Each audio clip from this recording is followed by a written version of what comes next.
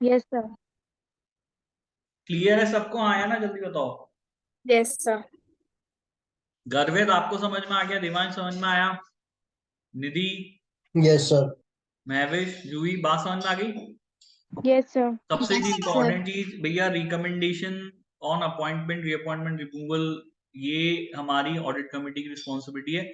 उसके अलावा FTSE 350 company, अच्छा FTSE 350 के बारे में मैंने बताया था भाई, यूके के अंदर जो वहां की स्टॉक एक्सचेंज है उसके ऊपर एक FTSE 100 है। ये सबसे बड़ी कंपनीज है नेटवर्थ वाइज ना। उसके बाद आती है FTSE 250 कंपनीज, और इन दोनों को मिलाकर के बनती है हमारी FT 350। ये यूके की शायद सबसे बड़ी कंपनीज होंगी, 350 ना। तो FT 350 companies should put the audit out to tender at least one every 10 years to enable the audit committee to compare the quality and effectiveness of the services provided by the incumbent auditor with those of other firms। अभी क्या कह रहे हैं यहाँ पर, इसको हटा देना। FT 350 companies should put the audit out to tender at least one every 10 years to enable the audit committee to compare the quality and effectiveness of the services provided by the with those of others। अभी कह रहे हैं comparison के लिए, किसके लिए कह रहे हैं हमारे? बड़ी ध्यान से मेरी बात सुनना, ये कह रहे हैं हमको कंपैरिजन के लिए। एक सेकंड में कैमरा स्टार्ट कर लेता हूं, अब अगर वॉइस में दिक्कत है तो प्लीज लेट मी नो। ठीक है, तो थोड़ा सा क्या कैमरा चलता है तो तुम लोगों को पढ़ने में जो है थोड़ा लाइवली लगेगा, मुझे भी पढ़ाने में थोड़ा ठीक लगता है। तो ये कह रहे हैं कंपैरिजन करने के बाद। मेरी आवाज आ रही है यहाँ पे क्लियर सबको? Yes sir. Yes sir. ठीक है ना? एक सेकंड।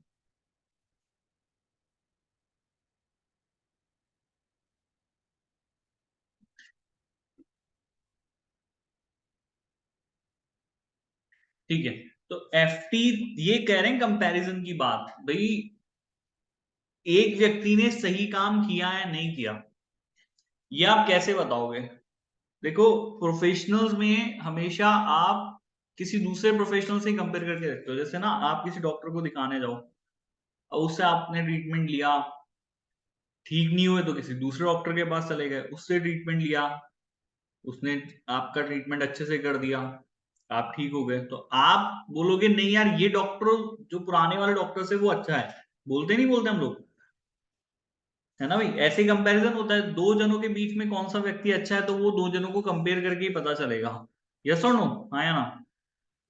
Yes sir. मैं अच्छा हूं नहीं हूं ये मैं यस सर। ऐसे नहीं बता सकता, मुझे अपने आप को किसी के साथ कंपेयर करना पड़ेगा, तभी ये चीज बताई जा सकती है कि भाई मैं अच्छा हूं या नहीं इस काम के अंदर। तो दुनिया में बहुत सारे ऑडिटर हैं, यूके में भी बहुत सारे ऑडिटर होंगे। तो जो FTSE 350 कंपनीज हैं, 350 जो कंपनीज है FTSE में ना लिस्टेड, ये शायद यूके की सबसे बड़ी कंपनीज है।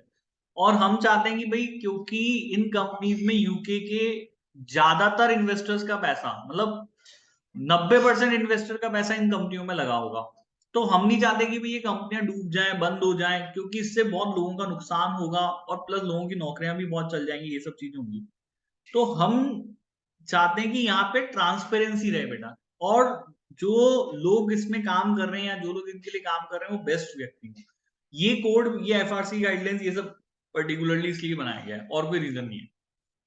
ठीक है, तो इस पैराग्राफ में क्या बोला? Should put the audit out to tender at least one every 10 years to enable the audit committee to compare the quality and effectiveness of the services provided by the incumbent auditor। ये कह रहे हैं कि हर 10 साल का ना, हर 10 साल में आपको जो ऑडिट हुई है, मतलब 10 पूरे 10 साल कोई एक व्यक्ति ने काम नहीं किया होगा कंपनी में एज ऑडिटर। ऐसा बहुत कम होता है कि भाई पूरे 10 साल से ही जो है एक ही ऑडिट जो है वो ऑडिटर आपके ऑडिट कर रहा है। अलग अलग ऑडिटर ने किया होगा, हो सकता है एक साल मिस्टर ए ने किया, एक साल मिस्टर बी ने किया, एक साल मिस्टर सी ने किया। तो ये कह रहे हैं आप जो, ठीक है, तो आप उन 10 साल का जो है वो कंपैरिजन करके देखिए, ताकि आपको पता लगे कि भाई जो ऑडिटर्स हैं जो हमारे लिए काम कर रहे हैं ना, वो अदर फर्म्स, मतलब mister A, mister B, mister C, इन सब का कंपैरिजन करिए। आप ये देखिए कि भाई कौन से ऑडिटर ने आपको वो सच्ची अधिक जो है वो सर्विसेज यहाँ पर दी है। आ रही है मेरी बात समझ में यहाँ पे? यस और नो? Yes, sir. ठीक है देवांश गर्वित, ये कह रहे हैं कि भाई हर 10 साल में आप ये एनालिसिस करो कि भाई जिन जिन लोगों ने आपको ऑडिट की सर्विसेज दी उनका कंपैरिजन कीजिए। आप ये देखिए कि वो लोग उनमें से किस व्यक्ति ने आपको जो है वो अदर फर्म्स के कंपैरिजन में जो है वो ज्यादा बेटर सर्विसेज दी। आगे भी बात समझ में क्लियरली यहाँ पे, यस और नो? Yes, sir. ठीक है, ये FTSE 350 कंपनीज के लिए, बाकी दूसरी कंपनी में ये एक्सरसाइज करने की जरूरत नहीं है। अगर आप FTSE 350 कंपनी हो तो ये करो, अदरवाइज आपको रिक्वायरमेंट नहीं। ठीक है, इसके अलावा ये बोलते हैं कि ऑडिट कमेटी को और क्या करना है, एनुअल असेसमेंट करना है यहाँ पे, and report to the board on the qualification, expertise, resources, independency of the external auditor and the effectiveness of the audit process. Annual assessment आप कीजिए, एक्सटर्नल ऑडिटर काम कर रहा है, ठीक है, तो एक्सटर्नल ऑडिटर काम कैसा कर रहा है इस बात का असेसमेंट कौन करेगा भाई? वो करेगी हमारी ऑडिट कमेटी। कौन असेसमेंट करेगी इस बात का? वो हमारी ऑडिट कमेटी। और असेसमेंट करने के बाद भाई एक्सटर्नल ऑडिटर काम कर रहा है, उस काम का असेसमेंट और रिसोर्सेज भी, वो इंडिपेंडेंट है भी या नहीं है, ठीक है, और कितनी, जिस ऑडिट के प्रोसेस के थ्रू ऑडिट कर रहा है, जो प्रक्रिया उसने अपनाई है ऑडिट करने के लिए, वो कितनी इफेक्टिव है, इन सब चीजों का असेसमेंट करिए। फिर रिपोर्ट बनाइए, और इस रिपोर्ट को आपको किसको देनी है? बोर्ड को देनी है। किसको देनी है भाई? यहाँ पे बोर्ड को देनी है। आ गया बात समझ में आप लोगों को? यहाँ पे पहला पॉइंट क्लियर है?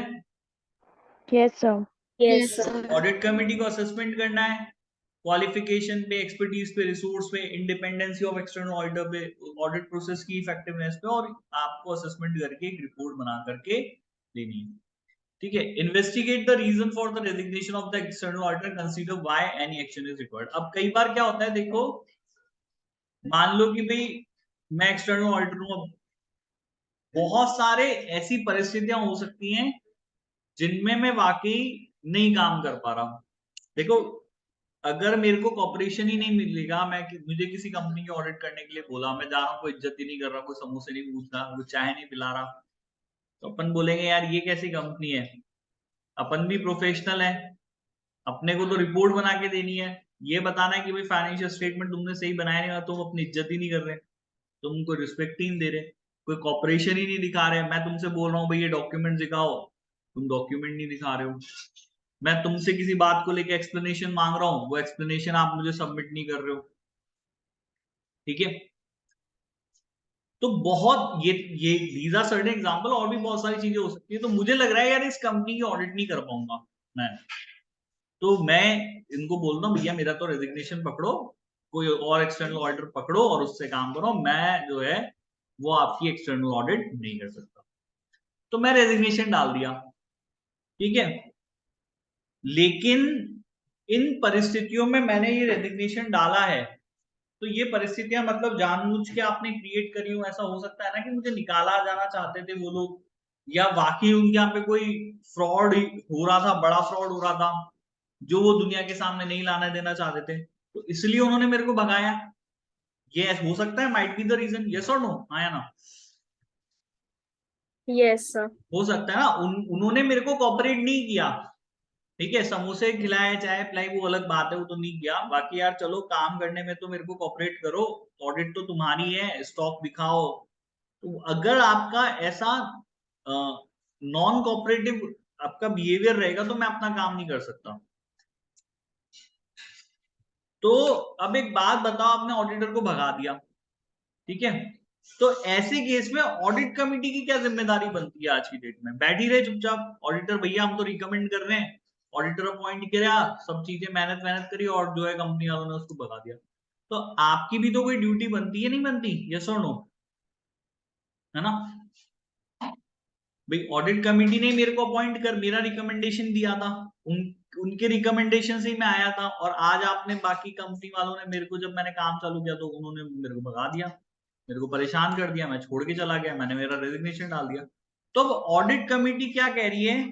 ऑडिट कमेटी तो नहीं कह रही है, बेसिकली हमारी एफआरसी की गाइडलाइंस ये कहती है कि भैया आप जाओ और आप ये देखो कि इस एक्सटर्नल ऑडिटर ने रिजाइन क्यों किया है, आप इस चीज को इन्वेस्टिगेट करो।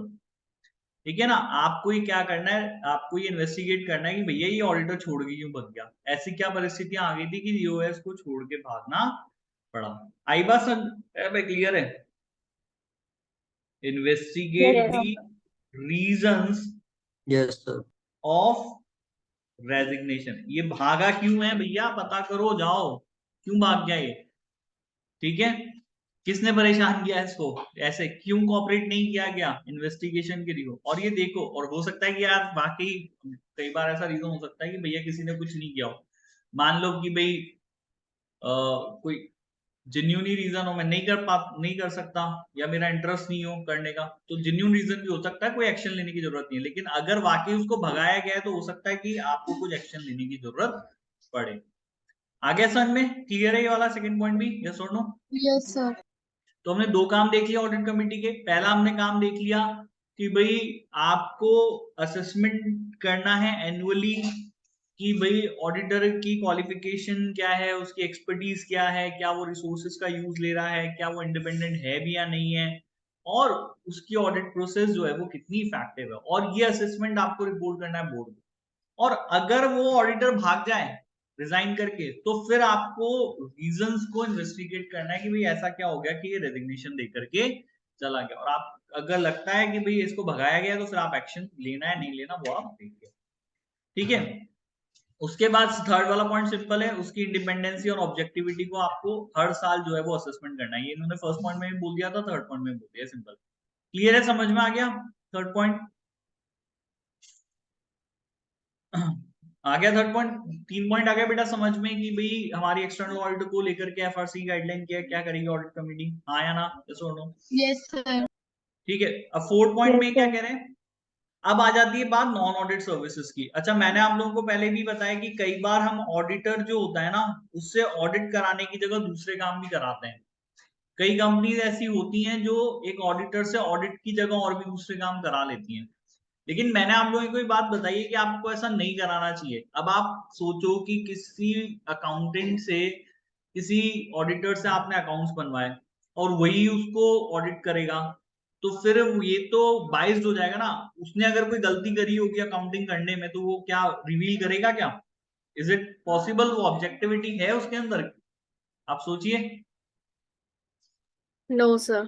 नहीं है ना, वो तो उसने खुद ने काम किया है ना। तो आप ऑडिटर से नॉन ऑडिट सर्विसेज ले नहीं सकते हो। फिर भी कुछ ऐसे काम है जिससे उसकी अगर ऑब्जेक्टिविटी पे इम्पैक्ट नहीं आ रहा, उसकी इंडिपेंडेंसी पे कोई अगर इम्पैक्ट नहीं आ रहा है, तो आप उससे कुछ और काम भी करवा सकते हैं।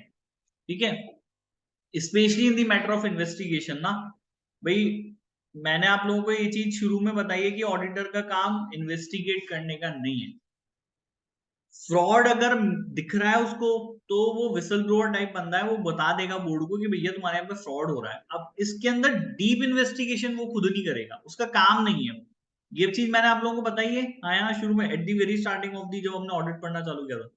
ऑडिटर का काम लिमिटेड टू ऑडिट होता है, वो इन्वेस्टिगेटिंग एजेंसी नहीं है। जैसे आपने देखा होगा कि हमारे देश में सीबीआई का नाम बड़ा आता है, एक एनफोर्समेंट डायरेक्टरेट है, ईडी हो गया, ठीक है, उनका नाम आता है, एनएसए है, नेशनल सिक्योरिटी एजेंसी करके। तो ये जो एजेंसीज है ये स्पेशलाइज्ड एजेंसी है इन्वेस्टिगेशन करने के लिए। ठीक है, किसी ने कोई बड़ा इकोनॉमिक फ्रॉड कर दिया तो ईडी वाले आएंगे भाई, उसके घर पे छापा वापा पड़ेगा, वो अपनी इन्वेस्टिगेशन करेंगे, उसको अरेस्ट करेंगे, ये सब काम करेगा। यस और नो? आ रही बात समझ में मेरी Yes, यहाँ पे? sir. Yes. Yes, तो sir. अब आप इस चीज को समझिए कि आप कैसे ऑडिटर से कुछ नॉन ऑडिट सर्विसेज ले सकते हो। अब एक ऑडिटर, एक्सटर्नल ऑडिटर, वो काम कर रहा है, ठीक है ना। अब ड्यूरिंग दी प्रोसेस उसने बोला कि अरे भाई आपकी कंपनी में तो शायद देखो एक फ्रॉड हो रहा है, ठीक है। तो आपने कहा चलो अच्छी बात है, आपने फ्रॉड बताया। अब ये ऑडिटर ने अगर फ्रॉड जो है वो डिटेक्ट किया है, तो ये बेसिकली रिपोर्ट करेगा ऑडिट कमेटी को। किसको रिपोर्ट करेगा? रिपोर्ट कर देगा ऑडिट कमेटी को कि भैया देखो फ्रॉड हो रहा है। अब इसकी ड्यूटियां खत्म हो गई, इसका काम यहाँ पे खत्म हो गया। अब लेकिन आप चाहते हो कि भाई इस फ्रॉड का डिटेल इन्वेस्टिगेशन हो कि भैया ये फ्रॉड कितने अमाउंट का हुआ है, किसने ये फ्रॉड किया, कौन कौन लोग इन्वॉल्व है इसके अंदर।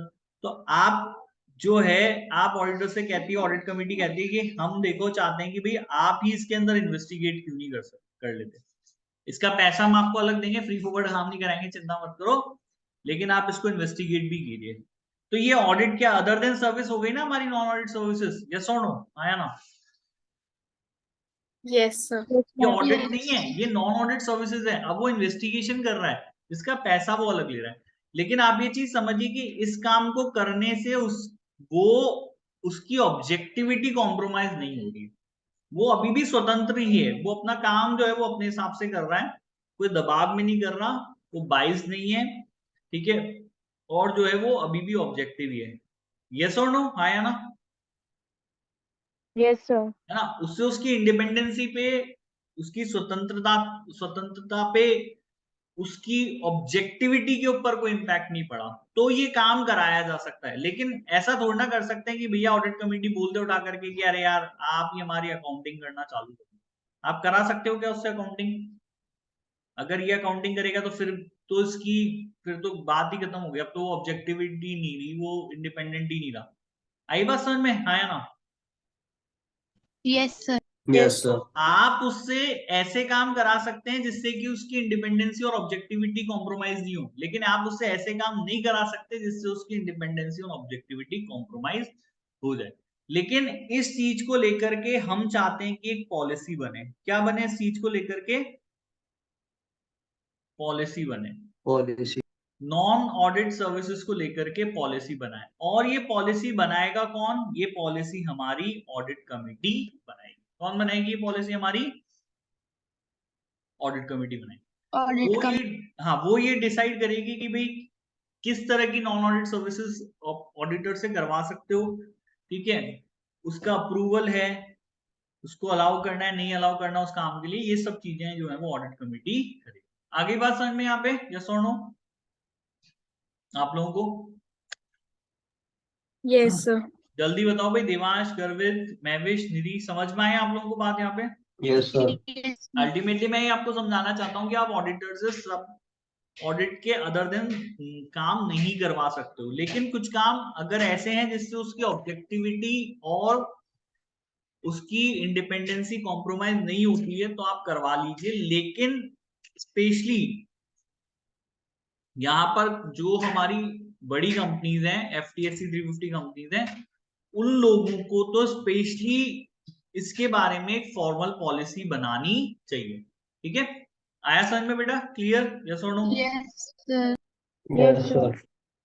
Agree a policy for employment of former employees of the external auditor taking into account the ethical standards, paying particular attention to people who were part of the audit team. The audit committee should consider whether there has been any impairment of the auditor independent of the objective in respect of the audit.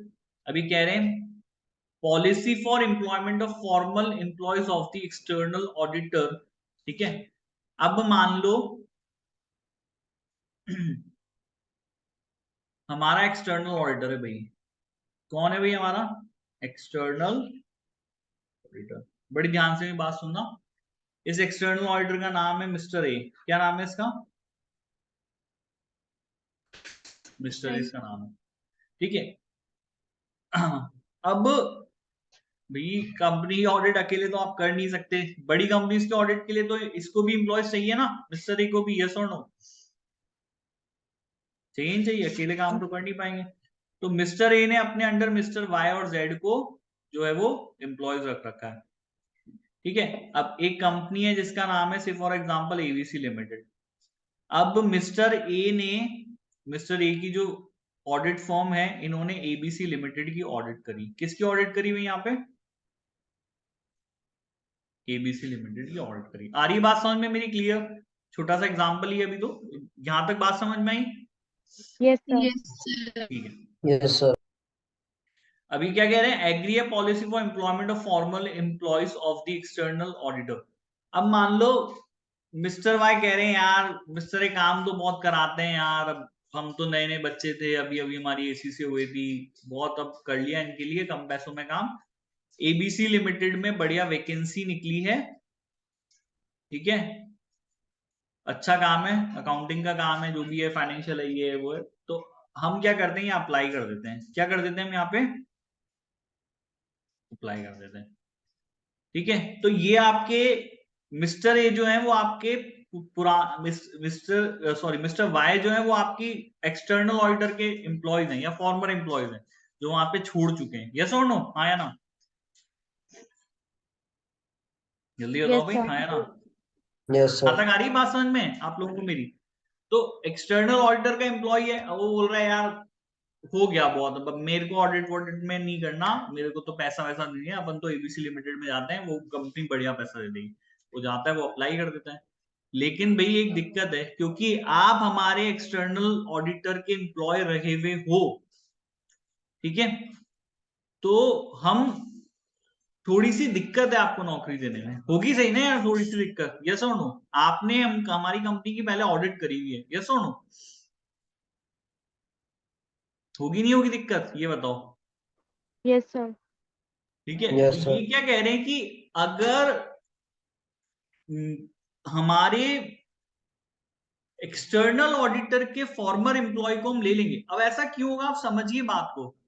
अब मान लो कि mister Y यहां आ गए और अभी भी mister A यहाँ के ऑडिटर हैं, तो भैया मिस्टर ए का जो पहले एम्प्लॉय है ना यहां पर, ये और ये पहले से एक दूसरे को जानते हैं। यस और नो, हाँ या ना, आप इस चीज को समझिए। मिस्टर वाई यहाँ पर आ तो गए, लेकिन काम तो इन्होंने कहीं ना कहीं मिस्टर ए के पास कर रखा है। यस और नो, और मिस्टर ए तो अभी भी हमारे ऑडिटर है, हाँ या ना।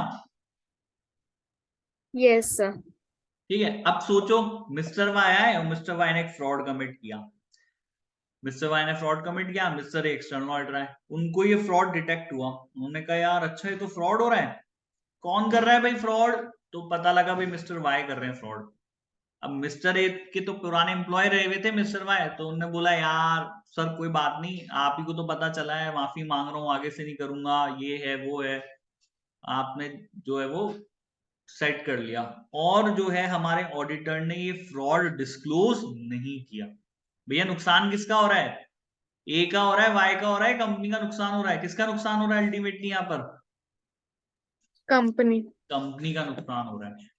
तो अगर हमारे ऑडिटर के पुराने एम्प्लॉई हमारी कंपनी में आ जाएंगे, तो जो है वो एथिकली दिक्कतें आ सकती हैं, नहीं भी आ सकती। देखो हर इंसान एक जैसा नहीं होता है, ठीक है, बहुत सारे इंसान सही होते हैं, लेकिन जो इंसान गड़बड़ है, जो बदमाशी करता है, वो फिर करता है, उसकी आदत पड़ जाती है, वो कहीं भी होगा ना वो बदमाशी करेगा ही करेगा। ये चीज बड़ी ध्यान रखना आप लोग।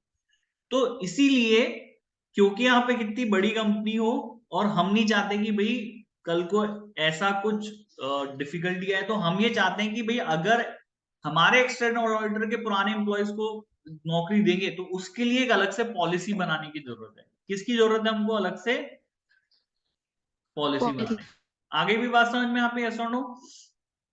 यस हमें सर। पॉलिसी बनाना, और बनाएगा कौन बेटा पॉलिसी? ये किसकी बात कर रहे हैं यहाँ पर हम बात करते हैं ऑडिट कमिटी। किसकी बात कर रहे हैं? Audit committee. ये पॉलिसी आपको बनानी है कि अगर एक्सटर्नल ऑडिटर के पुराने एम्प्लॉयज को आप नौकरी देने जा रहे हो, तो उसके लिए एक फॉर्मल पॉलिसी आपकी होनी चाहिए जो आप बनाएंगे। आगे बात समझ में बेटा, क्लियर है यहाँ पे, यस और no? Yes sir. The audit committee should consider whether there has been an impairment of order। और अगर कोई पुराना एम्प्लॉय उस ऑडिटर का आपके पास है, तो ऑडिट कमेटी ये भी देखे कि भाई कहीं उसकी वजह से ऑडिटर की इंडिपेंडेंस और ऑब्जेक्टिविटी जो है वो कहीं कॉम्प्रोमाइज तो नहीं होगी। और देखो ये बड़ी बहुत इंपॉर्टेंट चीज है।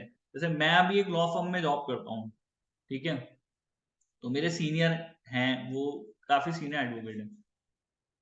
अब अगर कल को वो जज बन जाए हाई कोर्ट के, ऐसा होता है जो सीनियर एडवोकेट्स होते हैं, तो हर साल उन सीनियर एडवोकेट्स में से कुछ लोगों को जज प्रमोट कर देते हैं हाई कोर्ट का।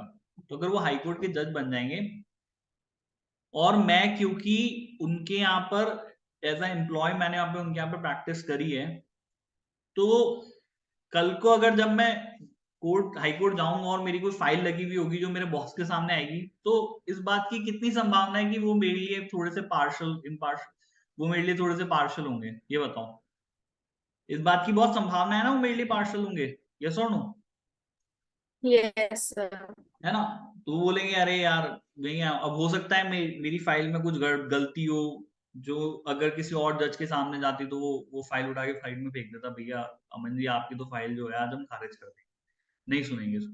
पर अब बॉस हैं, 4-5 साल जो है उनके यहाँ पे मैंने जॉब करी है, फिर वो आज जज प्रमोट हो गए तो अपनी प्रैक्टिस बढ़िया चल रही है, तो उन्होंने कहा कोई बात नहीं, अपन थोड़ा सा अलग से जाके डांट देंगे कि भाई ये सब अमन मत क्या करो, ध्यान से क्या करो काम, ये सब चीजें होनी चाहिए। लेकिन वो पार्शल तो रहेंगे ही सही ना मेरे अगेंस्ट में, यस और नो? ऐसा होगा? Yes sir. ऐसा होगा, बिल्कुल होगा ऐसा। तो हम ये चाहते हैं कि ये चीज कंपनी की ऑडिट में नहीं होना चाहिए। भाई ऑडिटर तू आ रहा है, अगर तेरा कोई पुराना एम्प्लॉय हमारे यहाँ पे नौकरी कर रहा है ना, तो हम ऑडिट कमिटी को ये देखना पड़ेगा कि कहीं ये ऑडिटर जो है इसकी इंडिपेंडेंस और ऑब्जेक्टिविटी कॉम्प्रोमाइज तो नहीं हो गई है। कल को जो इसका एम्प्लॉय है, इसने कुछ गड़बड़ी करी है, इसके साथ ये कुछ मिल करके गड़बड़ी करे, तो वो आपको मेक श्योर करना पड़ेगा। आगे बेटा बात समझ में क्लियर है यहाँ पे, यस और नो? Yes sir. तो यस एक सर। और पॉइंट हम लोगों ने अच्छे से समझ लिया कि भाई अगर आप एक्सटर्नल ऑडिटर के फॉर्मल एम्प्लॉयज को नौकरी देते हो तो उसके लिए पॉलिसी बनानी है, and that policy to be recommended by, implemented by, agreed by the audit committee होनी चाहिए। और ऑडिट कमिटी ऑडिटर की इंडिपेंडेंस और ऑब्जेक्टिविटी को लेकर के कंसीडर करेगी, कहीं वो कॉम्प्रोमाइज तो नहीं होंगे। ये पॉइंट हमारा हो गया। Now the last point is monitor the external audit firm compliance with ethical standard relating to partners rotation and fee levels। अच्छा ये सिंपल सा पॉइंट है। अब आपको ऑडिट कमेटी को बोला है कि मॉनिटर करो, क्या मॉनिटर करो भाई, किस चीज को मॉनिटर करना है? देखो हमारा जो एक्सटर्नल ऑडिटर है, कौन है भाई हमारा? हमारा जो एक्सटर्नल ऑडिटर है, आप जब आप एसीसी पूरी कर लोगे तो आप एक ऑडिटर बन जाओगे। और आप सोचो कि क्या आप जिस बॉडी के पार्ट बनने जा रहे हो, ठीक है, एसीसी आपकी बॉडी का नाम है ना, तो क्या वो चाहती है कि आप ऐसे फ्रॉड करो, या आपके बिहेवियर से एसीसी का नाम खराब हो? क्या वो चाहेगी ऐसा कभी? ये सोचो। No sir. नो नहीं ना? सर। तो वो उसके लिए क्या करेंगे? क्या करेंगे वो उसके लिए? वो उसके लिए एथिकल स्टैंडर्ड्स बनाते हैं। क्या बनाते हैं? हाँ, अभी अभी तो नहीं, एसीसी का जो आपका लास्ट उसमें होगा, उसमें सब्जेक्ट आएगा, उसमें आप एथिक्स पढ़ेंगे। तो आपके लिए एथिकल स्टैंडर्ड बनाए जाएंगे, और आपको उन एथिकल स्टैंडर्ड्स के हिसाब से काम करना होता है, ठीक है। अब ये एक्सटर्नल ऑडिटर है, इसको अपॉइंट कर दिया, काम कर रहा है, तो ऑडिट कमेटी को ये मॉनिटर करना पड़ेगा कि भाई ये जो हमारा ऑडिटर है, क्या ये ऑडिटर इन बनाए हुए एथिकल स्टैंडर्ड्स के हिसाब से काम कर रहा है या नहीं कर रहा है। ये मॉनिटरिंग हमारी ऑडिट कमेटी को करनी है। आगे बात समझ में क्लियर है? Yes sir. Partner rotation and fee levels, specially partner rotation. इस पार्टनर रोटेशन में क्या होता है कि ना, जैसे भाई आप हो, अभी आप 4 जने हो, आप मिलकर के काम कर रहे हो, ठीक है, तो जब आप किसी कंपनी की ऑडिट करते हो तो ये नहीं हो सकता कि भाई 10-20 साल तक एक ही व्यक्ति काम करता रहेगा। किसी कंपनी में इतने लंबे समय तक ऑडिटर कंटिन्यू नहीं करता, उनको हर कुछ टाइम में अपने जो ऑडिटर है उसको रोटेट करना पड़ता है, उसको बदलना पड़ता है ना। आगे हम लोग पढ़ेंगे, ठीक है। से फॉर एग्जाम्पल भी कुछ साल मिस्टर ए ने कर लिया, फिर 2-3 साल बाद जो है वो आपका मिस्टर बी ने कर लिया, तो ये होता है रोटेशन बेटा। क्या होता है ये हमारा? रोटेशन होता है। आपको हर कुछ टाइम में रोटेट करने पड़ेंगे अपने ऑडिटर्स, तो स्पेशली पार्टनर के रोटेशंस के लेकर के, और जो फीस आप उसको दे रहे हो इसको लेकर के, या वो आपसे चार्ज कर रहा है इसको लेकर के, आपको जो है वो उसकी मॉनिटरिंग करनी पड़ेगी। आगे बेटा बात समझ में क्लियर है यहाँ पे, यस और no? Yes sir. Garve, Juhi, Nidhi, आप तीनों को भी आगे बात यहाँ पे समझ में मेरी? Yes sir. तो ये हमारी जो है एफआरसी की गाइडलाइंस हो गई हैं, स्पेशली ऑडिट कमेटी को लेकर के। ये एक हमारा कंप्लीट हो गया, ठीक है। अब इसके बाद आ जाता है हमारा इंटरनल ऑडिट, जिसको हम लोग कल पढ़ेंगे। आज के पूरा समझ में आया आप लोगों को अच्छे से, यस और नो? Yes sir. यस सारे सर। पॉइंट्स अच्छे से समझ में आए? चलिए फिर आज की क्लास को खत्म करें हम लोग यहाँ पे। कोई डाउट हो तो बताओ, आ गया अच्छे से समझ में? सर कल वाली क्लास यूट्यूब पर नहीं थी। नहीं थी क्या? क्या बात कर रहे हो यार? No sir. चलो मैं भी डाल दूंगा, भूल जाऊंगा तो। यस चलो बाय, गुड नाइट। सर।